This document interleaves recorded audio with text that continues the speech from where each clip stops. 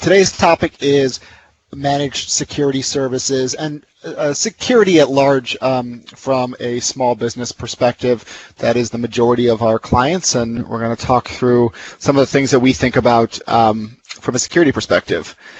I also like the Avengers, and that is coming out, as you might know. The newest one comes out tomorrow evening, so I weaved in some Avengers-related topics as we'll use this as at least a framing device, and hopefully helps to connect the dots a little bit and makes things a little bit less obscure in the security world.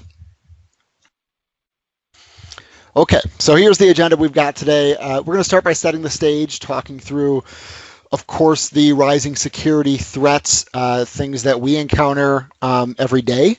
We'll talk through where those threats are coming from, the heroes and kind of how you are defending, what a cybersecurity team looks like in a small business, and then we'll talk about some next steps and how Peters can help.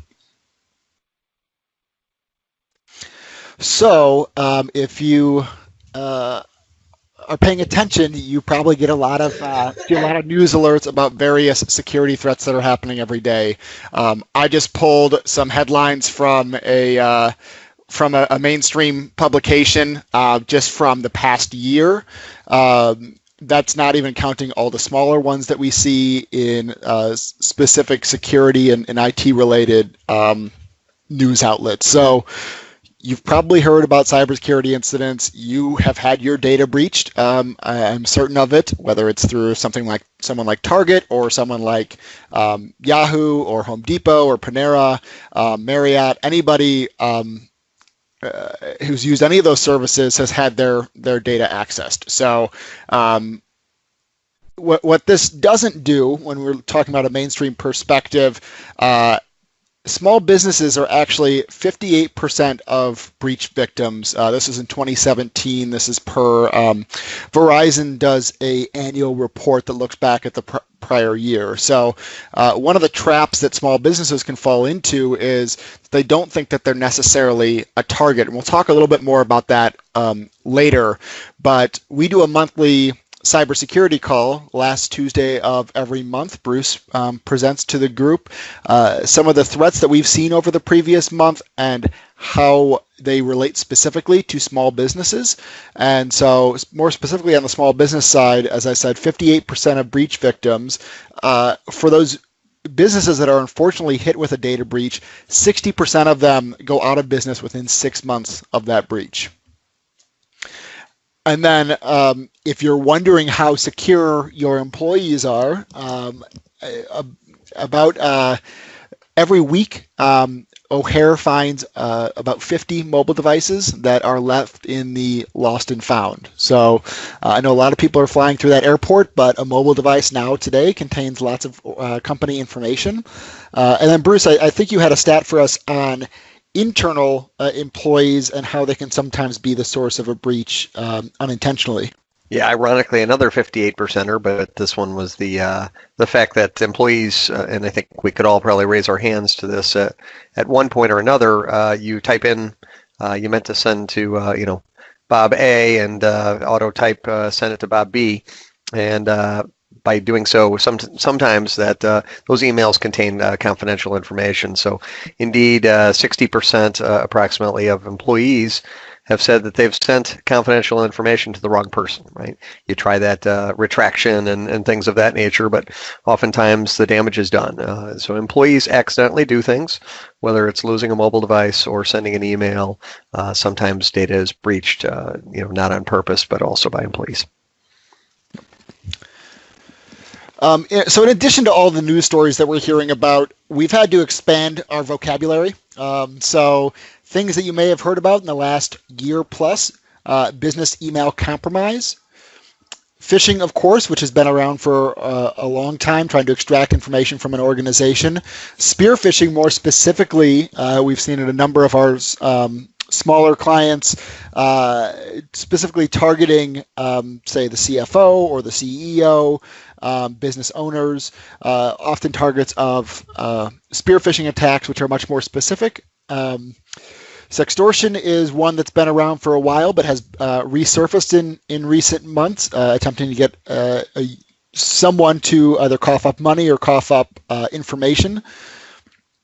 Ransomware, of course, which has been around for several years, but organizations successfully putting malware into an organization's environment, usually by means of email.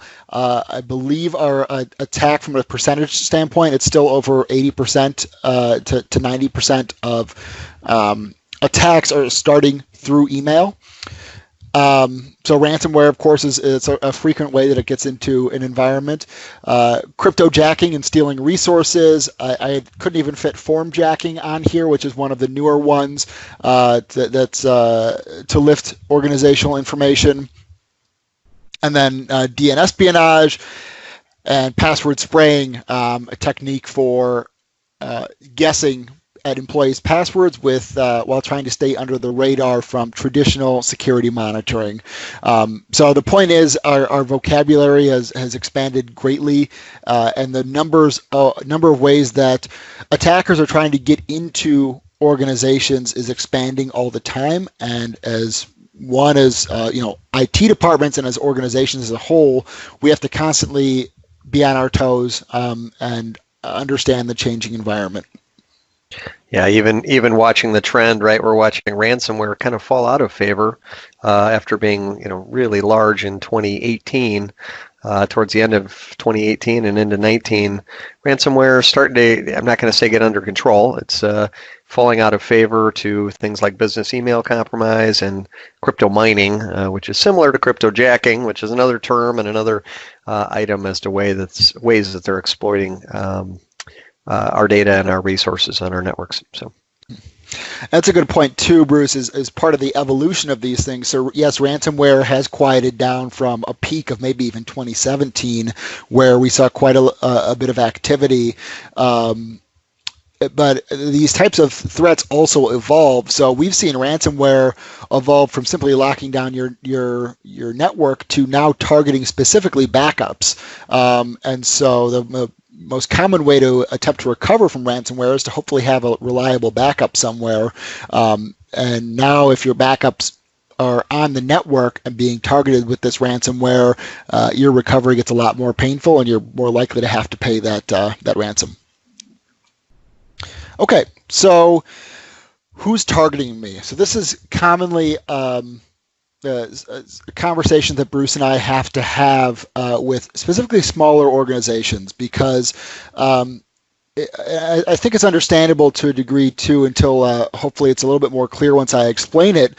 But you're not Target, you're not Home Depot, you don't have billions in revenue.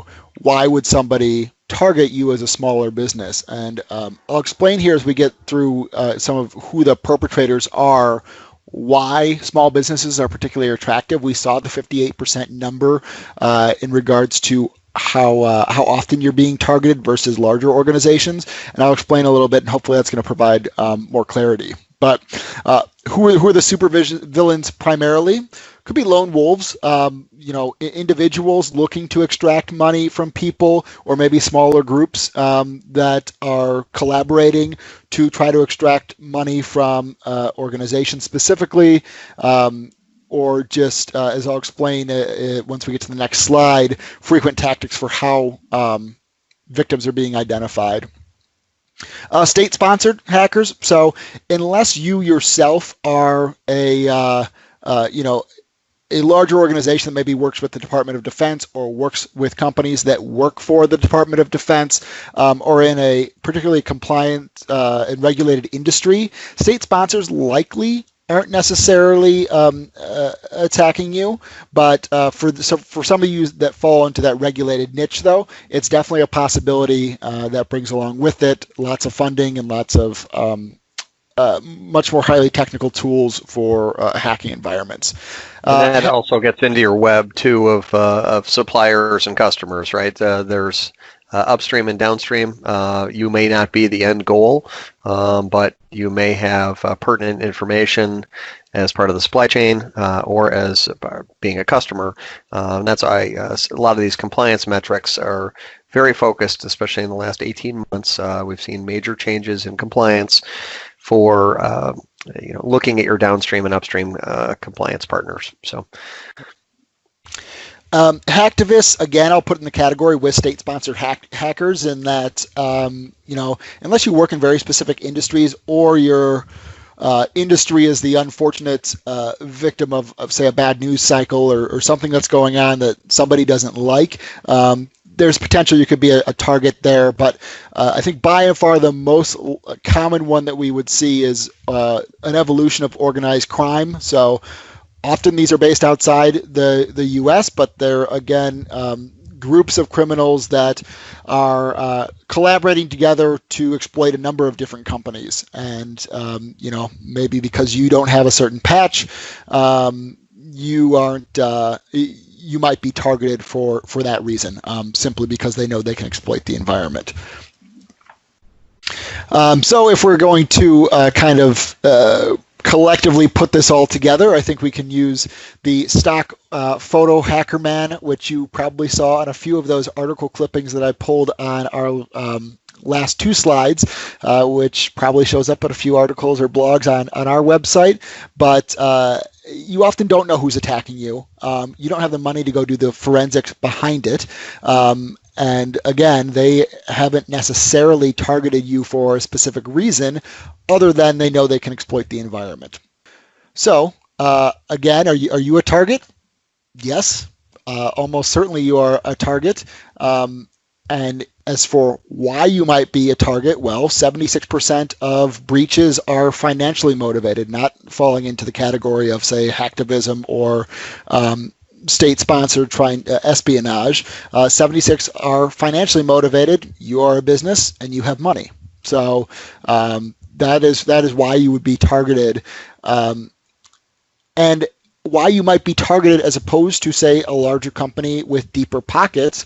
Well, smaller businesses typically spend less on cybersecurity because it's been, you have limited resources that you have to spread around. And frankly, it's sometimes hard to convince leadership in an organization the importance of spending on cybersecurity until the moment you've been breached. Outside of, say, regulated industries where it's a little bit more top of mind to meet compliance or industry standards, the fact is that there are less resources put in to protecting an environment and detecting when somebody has accessed or when somebody malicious has entered the environment. And this goes into simple maintenance things too, right? And Bruce, maybe you were going here, but just things like patching. So I talked about earlier, you're not being selected specifically because of the name on the side of your building, but if you're not doing simple things like patching security updates that Microsoft releases on a monthly basis, or that firewall vendors are releasing on a regular basis, attackers are looking for these things, and it's analogous to a burglar looking to rob a series of houses. They're looking for the house that doesn't have a security system. There's no camera out front. There's no lights on in the house. Looks like maybe somebody's away. They're going to target that house over, the Targets of the world or the Home Depots of the world, because it's much harder to extract money from those organizations because they have invested in those security systems because they have the money to. So, Bruce, I don't know if you had anything to add beyond that. I was just going to summarize. I think we're done with the argument as to where and how around security. I just summarize with the following, which is a little bit tactical, but the financial motivation means that they want to extract money based on your organization. And there's a couple specific ways that they try and go about doing this. There can be sale of your data on a marketplace, right? I think that's kind of what we always think of, right? The dark web and, customer information records and so forth. And that certainly has been a popular mechanism and continues today. They could disrupt, data access to your and disrupt your operations, often through ransomware. But random disruption is not their goal, right? Their goal is ultimately to get some money out of this, and ransomware has been one of the techniques they've used, and we don't know what the next techniques will be in that space as they're, being creative, if you will. The another method to be tactical is they're trying to impersonate key personnel in your organizations to get you to send money, right? And so your payroll and accounting departments are under HR. It's under heavy attack to send the wrong information to the wrong locations. And last but not least, they're at least going to leverage your infrastructure for their benefit, right? Maybe they're going to get some intel on your customers or suppliers, or even just sit there in kind of waiting mode, maybe leveraging some crypto mining on some of your servers and workstations, and sitting and waiting, and at least you're sitting in a compromised state to the date that they can figure out what to do with your. So that's kind of it's a little. Adam's here to tell us how we can kind of fight back. Great. Okay. The last thing I would say is, access to customer data, financials, or network. So I'll mention Target again because if you remember some of the specifics of that breach, the way that they were accessed and compromised was actually through a third-party organization that had network credentials, and they were phished, and that data was given up. So vendors, small businesses aren't always just targeted because of some of these other situations we mentioned. It might also be because of some of the customers that you serve, and therefore access to data, or just the ability, if you're processing billing or requesting payment from somebody you work with, even just watching through business email compromise and having the ability to then request, say, a different wire transfer or something to that effect. We've seen all of that happen before. Okay, so let's talk about fighting back. What some of the tactics that we want to focus on from a people, process, and technology perspective, which I'm sure is a term that you've heard before. So getting into it, I think the important thing that I want to stress is that security is a big topic, and you do rely on a whole team of people to make sure that you're doing it right. There's too many responsibilities to go around, and one of the things that you need is a framework and a process in place. So if you've sat on any of our security presentations, I know that this is a slide that's used in all of Bruce's This Month in Cyber presentations, but if you've sat in these presentations, in our security presentations before, you might be familiar with this slide. This is NIST CyberSecurity framework, and what it does is it breaks up security into a few different buckets. Starting with, just generally a prevention side of things and a reaction side of things, with this detect stage in the middle, meaning the time that you detect that systems have been compromised. And there's always generally some sort of lag between when you're compromised and when it's detected, which is known as dwell time. But breaking it down further, you have within prevention, identifying what data is important to you. If you're a regulated industry, that's something you already know. But outside of that, you know that your customer data is going to be important to you.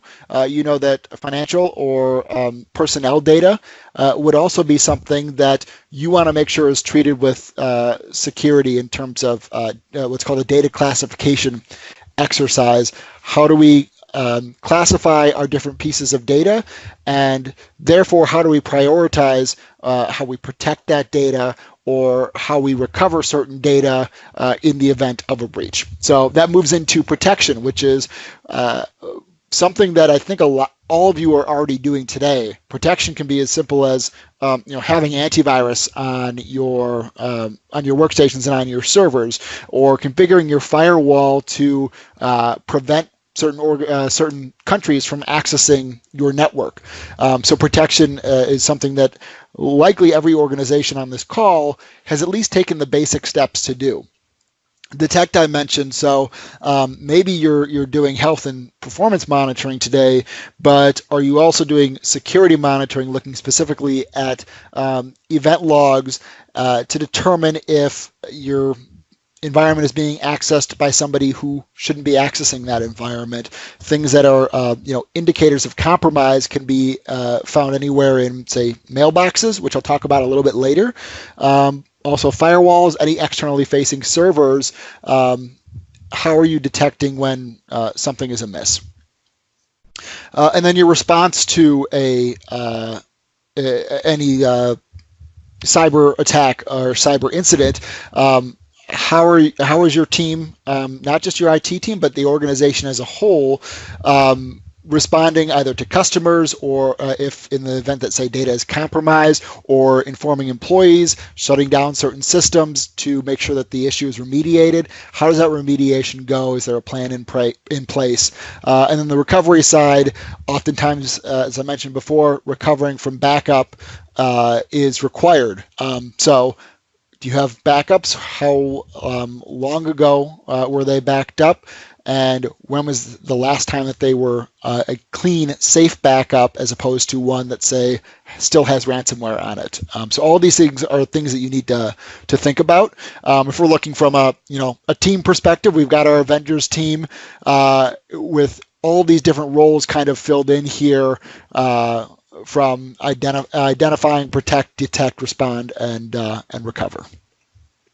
Yeah, I heard a stat recently about the average mid-sized organization may have 70 different security products from 35 different vendors, right? So a fair amount of spray, if you will, with regards to best-of-breed products.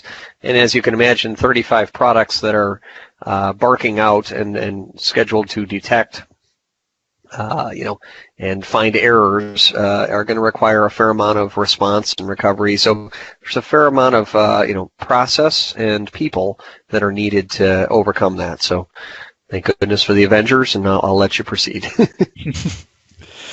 One other way to frame this, so I think NIST does a really nice job of thinking of those different phases of security.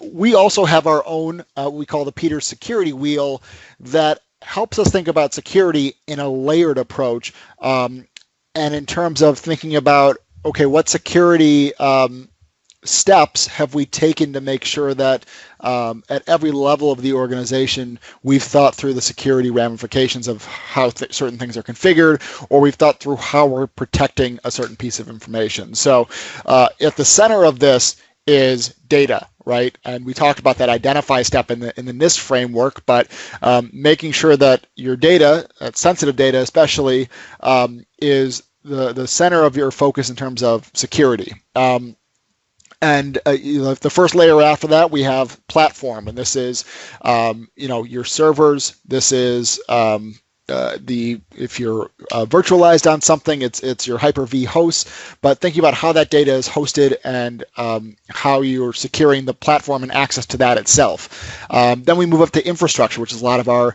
network pieces, but also our things like connections to the cloud. So if you're using AWS or you're using Azure, everybody has a firewall. How are those configured? Is it a next-gen firewall? How are these different devices all playing in? And then we talked a little bit from a patching perspective and how big of a vulnerability that is and how that can make you a target. Is your network equipment up to date? Are you making sure that you're replacing things before they go end of support, meaning that the vendor's not going to continue to provide security updates? And then devices, so laptops, workstations. Bruce, we talked about mobile devices a little bit. Your data is sitting on far more devices today, and you have to think about how you're securing each of these levels. And then above that is overarching policies, the incident response plan. I talked about thinking through how you're recovering from things, and how not just the IT team is handling things and understands their task and the role they play, but also people within the organization, whether they have to communicate to your clients about a data breach, who's handling that communication, what is the information you share, and what cadence. I talked about data classification before, but building overall strategy around all of this. And then lastly, you can see our identity line kind of stretching through each layer here. And you may have heard this term before, but the term that identity is the new perimeter, which means that you have your data sitting on all these devices we talked about. You have data probably in the cloud, whether that's Office 365 or Salesforce or some other SaaS or cloud application, you have data in all of these places. And the one key to unlocking that data is the user's identity. They use their credentials, whether it's always their Active Directory credentials or whether they're juggling multiple sets of credentials. It's that identity that gives you a malicious actor access to that data no matter where it sits. So the steps that we're taking at all of these levels could just as easily be compromised if we don't think about how that identity is protected and whether we're giving too much access to general users, if we have multi-factor authentication enabled so that it's an extra layer of security that somebody has to go through. And then lastly, I mentioned this before, but people, process, and technology all play a role in how we secure our environment. And so I get into a lot of conversations with people about the technology side of things, right? So you might be familiar with, say, Office 365's Advanced Threat Protection, which is extra layers of filtering for email, provide some anti-phishing things. It's a good piece of technology. We use it internally. We recommend it to our clients. But technology can only go so far, especially fighting spear phishing and other attacks, because hackers have gotten very sophisticated at crafting these messages, and the line between stopping between false positives and between keeping those emails out of your users' inboxes is very thin, and it's hard for the technology. It just can't do it by itself. So in one regard, technology can only go so far. And then in another regard, technology, there are strong tools out there, but you do have to take the steps and make sure you have people and process in place for making sure you're using the technology correctly.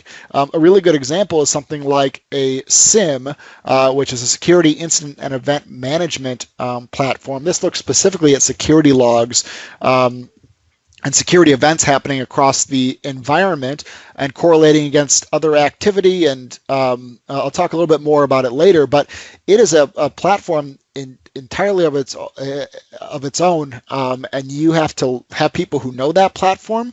And if they're watching with the intention of being able to respond to detected threats, you have to figure out how you're staffing that too. Are you so implementing a SIM platform on your own is maybe a hire of 2.5 more people, so you have 24/7 coverage, or you look at working with a partner on it. So that's the technology side. Of course, on the people side, I mentioned need to have people who are trained or have third-party people that know this stuff well and can pitch in. And then process is huge, especially from the framework perspective we talked about before. A lot of NIST's recovery stage is all about having the right processes in place and having the planning done beforehand.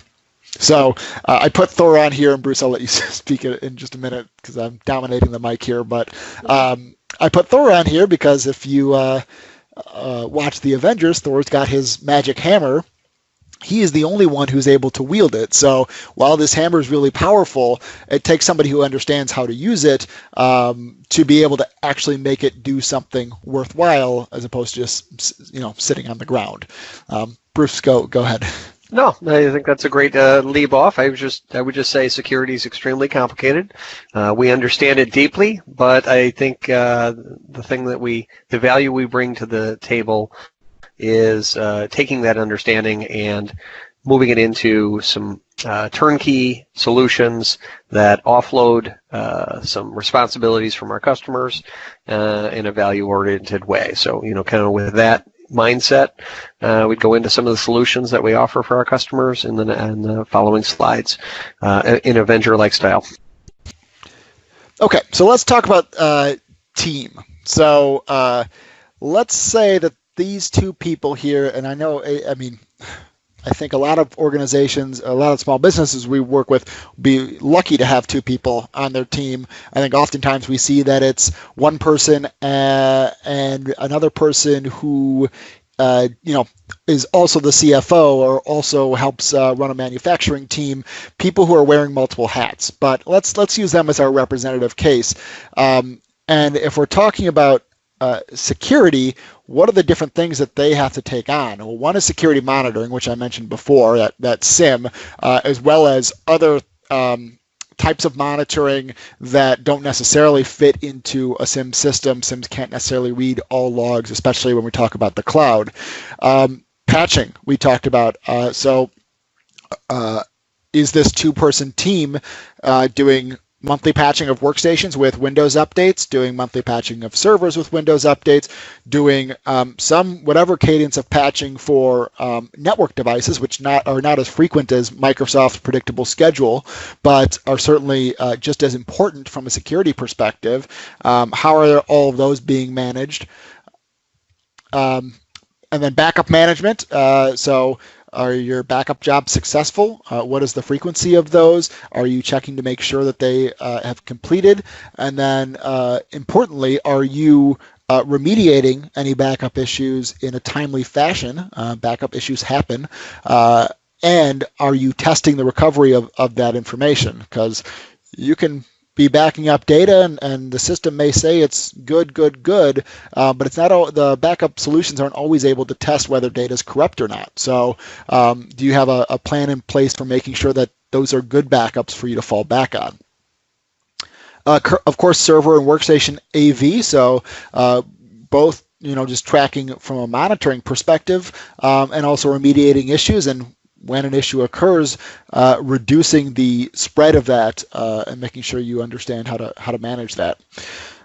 User security awareness training. I'll talk a little bit more in depth on this in a later slide, but when we talk about identity being the new perimeter, this is your users needing to be at least a little bit more savvy. This is a team effort between the technology that we've put in place to help mitigate the number of phishing attempts they receive and hopefully help call them out. But at the end of the day, a large burden is placed on your user to help out. Vulnerability scanning. So we're taking all of these steps, but are we double checking that? Are we making sure that we're doing, say, an external vulnerability scan or an internal vulnerability scan? Say somebody has breached our network, what security threats would be opened up once that occurs? And then security log review. So again, who's looking at those other places that don't necessarily always feed into information into a SIM, or pieces of information that might go into the SIM but don't necessarily raise a red flag in and of itself, but who's reviewing that type of information to understand trends and understand, say, where people are accessing your network from, and how your data is being accessed and what type of data is being accessed from where. Taking those steps. This is just all from a security perspective. This is in addition to any health and performance monitoring you might need to be doing, tracking things like resource availability and usage and general network health. These are all things that the small organizations have limited bandwidth, and your IT team might actually be kind of yelling for help when you have this many things for them to manage. Yeah, looking at that list, Adam, I'd just say, I think there's a number of things that we're expecting our teams to accomplish. I'd reiterate the idea that some organizations have, what could be 35 consoles to kind of navigate amongst, to hear signals from, to react to, and we're asking them to do a lot, and we're wondering where to help them. And so with that, with those ideas in mind, and with the idea that we can be of assistance, we've got some solutions developed. And so I think Adam will jump into those. Well, and I think there's one other thing I want to call out here too. One of the problems from a security perspective is just the dearth of available security experts and their cost. So that's no secret to anybody who's attempted to hire a security person. They are expensive. You are competing with larger organizations that are trying to bring them on to their teams, and you're competing with any smaller organizations. You're competing with even firms like ours. We know this. We know that these are people are hard to hire and retain because we face those same challenges. And so for a lot of smaller organizations, it makes far more sense to look to an outside partner who is able to, who does have these resources to leverage their expertise. Okay, so as Bruce mentioned, let's talk about where we help from a security perspective. And the first thing I want to talk about here is maybe not quite so security focused, but is some of those smaller blocking and tackling type things that you want to make sure you're doing. So we have something that we call our Pulse Complete services, which extend to servers, so Windows servers, physical servers, virtual servers, whether they're sitting out in the cloud. We have complete services around network devices, firewalls, switches, and then end users. So making sure their workstations and their mobile devices are functioning, and we're assisting with proactive support. But from a security angle, we're handling the management of antivirus. So we are both monitoring the antivirus solution, and then if the network is breached, it's our team handling the response to that, and kind of all built into the service. Patch management. I talked about the importance of patching. So these are things that our team will take on a monthly basis. One, making sure that the patches are good, which can be a problem, but at the volume we patch at, we're able to more easily identify those, testing through a pilot group, and then making sure within a week or so of the release of these patches that they are installed on your system. Because one thing to think about from a patching perspective, the moment a patch is released, that's now a roadmap for bad actors to look at that, what the vulnerability they're correcting is, and go and try and exploit it at customers or at organizations where they know they probably haven't patched yet. So getting those on in a timely manner, with good speed after they've been released. Deeper network monitoring. So in addition to just health and performance on, say, a switch or a firewall, understanding how traffic flows across the environment. From a security perspective, security awareness training, of course, and I'll talk a little bit more about the steps we take there. And so that's our Pulse Complete service. But like I said, there's some basic blocking and tackling that our team is making sure we're doing to help our customers. In a nutshell, I'd say on Server Complete that it's us owning the responsibility for the health and well-being of the server.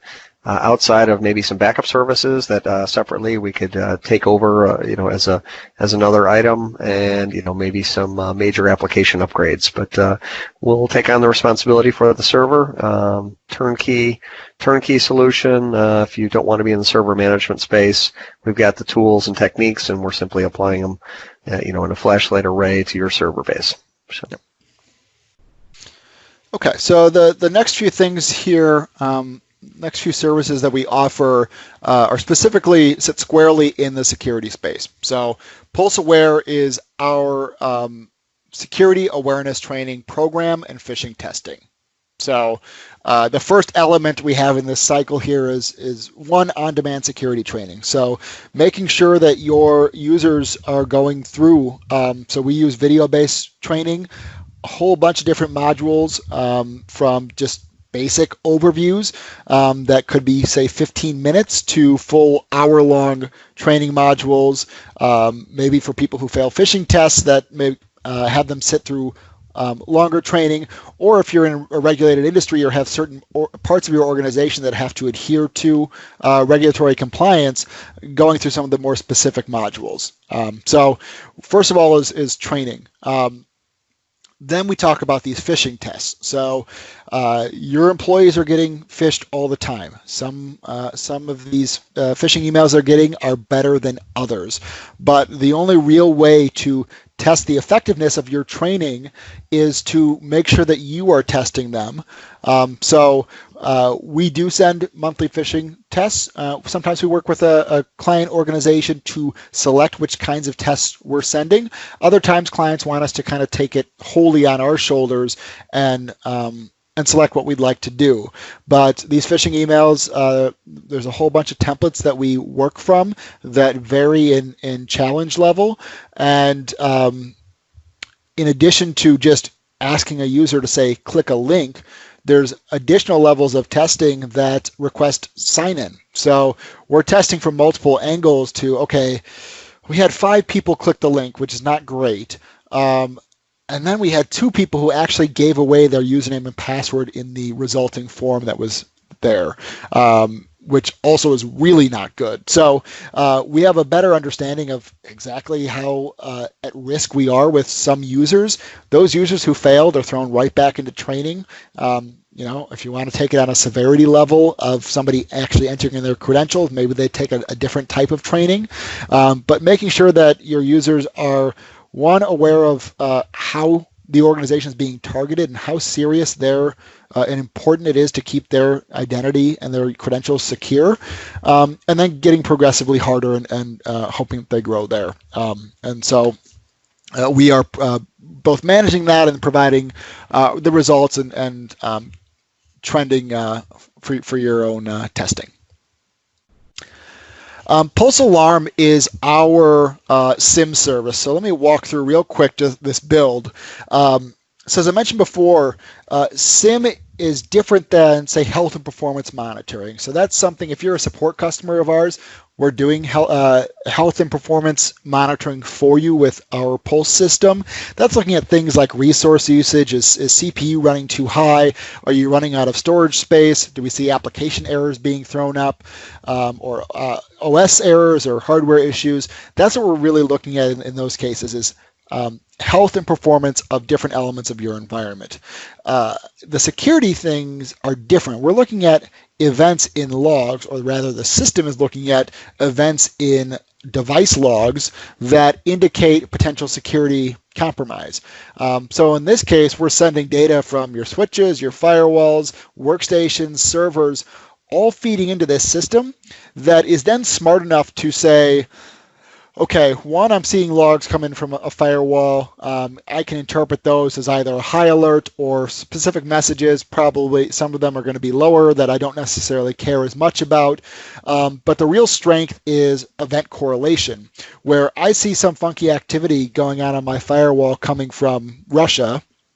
And then a few minutes later, I also see a massive data exfiltration coming from one of my FTP server, or whatever server I have that might be exposed to the outside world, or maybe not exposed to the outside world, with a lot of data leaving the organization. Well, in our world, that's smoke plus heat equals fire, and that's going to send off an alarm for us, where then it's our team who's responding to these, working in conjunction with whoever we need to work with on a client side.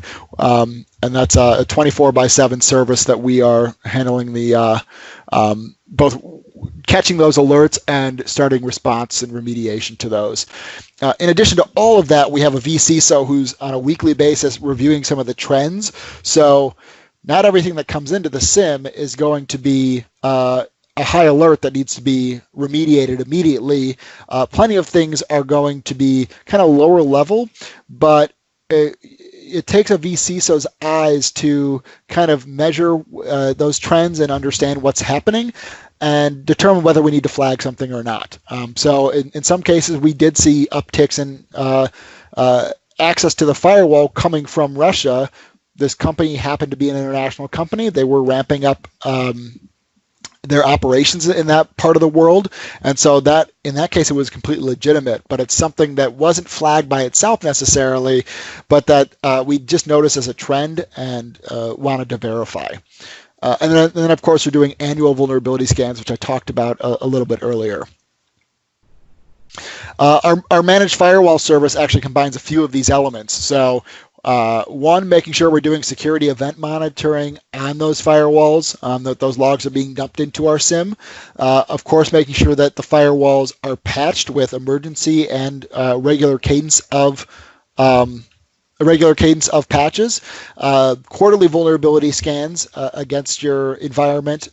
Again, making sure that we're not overlooking anything in how we're managing security. And then weekly firewall report reviews. So Cisco Firepower provides a kind of an extra level of reporting and monitoring that those firewalls are doing. And it takes, again, a kind of a trained team to be able to understand what those reports are telling us, especially for small businesses. You don't always have the capabilities to utilize all the tools that are on that firewall, and that's something that our team is doing. And then on an annual basis, we have an engineer actually go out and take a look at the configuration, understand if there's anything that needs to change based on either best practices, changes just in guidance from the security world, and understanding some of the trending coming from these reports and making adjustments.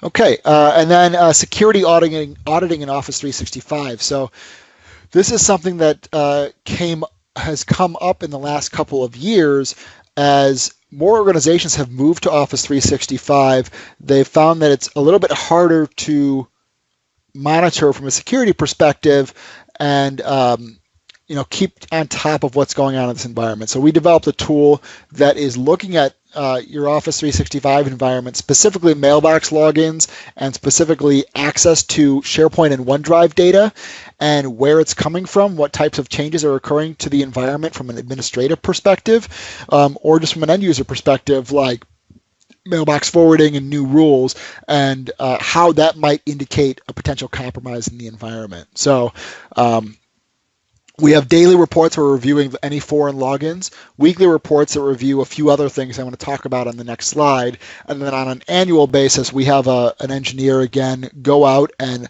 look at another 50 or so manual settings that are not able to be part of our tool at this point until Microsoft makes some changes, but an extra set of eyes looking at a few other manual settings. So from an example perspective, so mailbox logins, again, coming from a foreign location. So if you have a mailbox login from Russia, that person's not currently in Russia, they're not on vacation, you wouldn't be expecting that. That's something that our team flags and works with you to help remediate. Mailbox forwarding. So now all of a sudden you have a mailbox that has a new forwarding rule that's sending off to some Gmail address. Again, that's data exfiltration. Bruce talked about it a little bit as a route to money for some hackers is to hold that data hostage. IMAP and POP3. So these are two legacy protocols for accessing mailboxes. If you don't need it, and most mailboxes do not need this unless you're working with, say, a legacy application, and then it should at least be scoped to a few mailboxes, but we're tracking that to make sure you don't leave open threat vectors. Old mailboxes. So is your employee offboarding process working properly? Do you have any mailboxes that haven't been logged into in, say, the past 30 days that you should make sure you're going back and cleaning up? Same goes for users and for admins. So we're tracking what admins are, or what admin level is part of the report. Do you need all these people to be admin? Do they need to be global admin? Or can we make some people, say, a support admin or a billing admin or an Exchange Online admin? Making sure you're properly scoping that, and then from just a visibility perspective, who's accessing mailboxes, who's accessing files, and watching that data. Commonly in business email compromise, somebody is logging in and looking at those emails for several weeks prior to taking any sort of action and impersonating that person as part of the compromise. And so catching it early, again, that's called that dwell time, and trying to reduce that number. And the last service I'll talk about is Pulse Backup Management. So again, small IT teams having to be responsible for quite a bit. So from a backup perspective, are you checking every day to make sure that things were backed up successfully? And are you resolving any issues when they occur? Our preferred route for backup management is keeping a local copy and then backing up. It could be the cloud. It could be another data center if you have that. Maybe it's another hosting provider that's not, say, Azure. But we do have a lot of people who will back up locally and then send more backup data to Azure, so you have multiple copies of this backup. And then daily backup job reviews. So have these completed successfully? If they didn't, are you remediating that and making sure that it does complete successfully? And then making sure that you're testing that recovery data. So these are things that our team is doing to make sure that our customers that we're managing backup for will be able to fall back on a reliable backup. Yeah, in general, I'd just say, similar to our server complete, I know we went through some good solutions there. A lot of these can get rolled up into, what we call completes, right? We've got a server complete, a network complete, which obviously is focused more on the infrastructure items, wireless, wired switches, routers. And then we've got an endpoints complete, which includes the users, their endpoints, management.